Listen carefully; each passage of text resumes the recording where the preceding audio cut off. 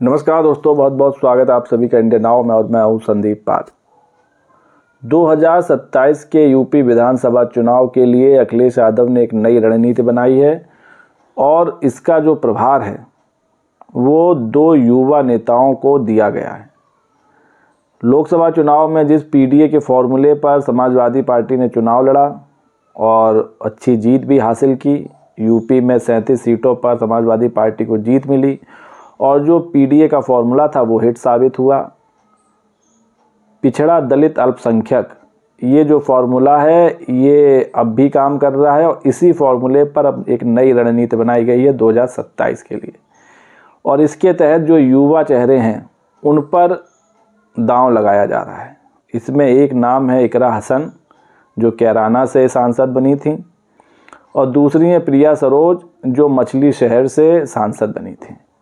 तो ये जो 2 चेहरे हैं, इकरा हसन ये मुस्लिम चेहरा और प्रिया सरोज ये दलित चेहरे के तौर पर अब समाजवादी पार्टी में 2027 की कमान इनको दी गई है। और इसकी वजह भी साफ है, दोनों ही महिलाएं हैं, एक मुस्लिम चेहरा है, एक दलित चेहरा है। तो दलित और मुस्लिम वोट बैंक साधने के लिए इन पर दांव लगाया गया है और ये काफ़ी हद तक कामयाब होता हुआ भी दिख रहा है, क्योंकि बीते दिनों में जिस तरह इकरा हसन की पॉपुलैरिटी बढ़ी है और फिर चाहे प्रिया सरोज हैं, दोनों ही अच्छा काम भी कर रही हैं। और जो हाल ही में भी यूपी में उपचुनाव हुआ था 9 सीटों पर, इसमें भी इकरा हसन ने कई सीटों पर चुनाव प्रचार किया था और उसमें एक सीट थी सीसामऊ, जहां उन्होंने चुनाव प्रचार किया था और वहां से नसीम सोलंकी की जीत भी हुई थी। हालांकि 7 सीटों पर हार का सामना करना पड़ा, लेकिन अभी मिल्कीपुर की सीट पर चुनाव होना बाकी है, हो सकता है उसका भी जल्द ऐलान हो। दरअसल इकरा हसन और प्रिया सरोज काफ़ी पढ़ी लिखी महिलाएं हैं, मुस्लिम और दलित वर्ग के युवाओं के लिए एक प्रेरक बनती दिख रही हैं और वो अपनी बातों से इन वर्ग के युवाओं पर खासा असर भी डाल रही हैं। यही वजह है कि अखिलेश यादव की पीडीए राजनीति का ये अहम हिस्सा बन गई हैं। और शुरुआती दिनों में फैजाबाद के जो सांसद अवधेश प्रसाद को आगे बढ़ाकर अखिलेश यादव भाजपा की हिंदू मुस्लिम राजनीति पर हमलावर दिखे थे और उपचुनाव में भी पीडीए राजनीति को धार देने में जुटे थे। बीजेपी ने हालांकि बटेंगे तो कटेंगे के साथ हिंदू समाज के सभी वर्गों को एक सूत्र बांधने में कोशिश की और काफ़ी हद तक सफल भी हुई थी।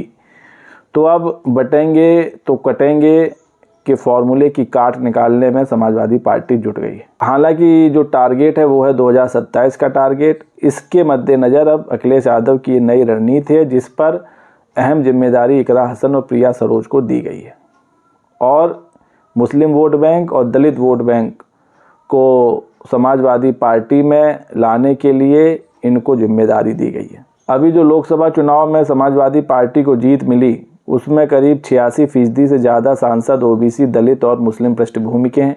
सपा के 37 सांसदों में ओबीसी के 20 हैं, एससी के 8 हैं, मुस्लिम समुदाय के 4 सांसद शामिल हैं।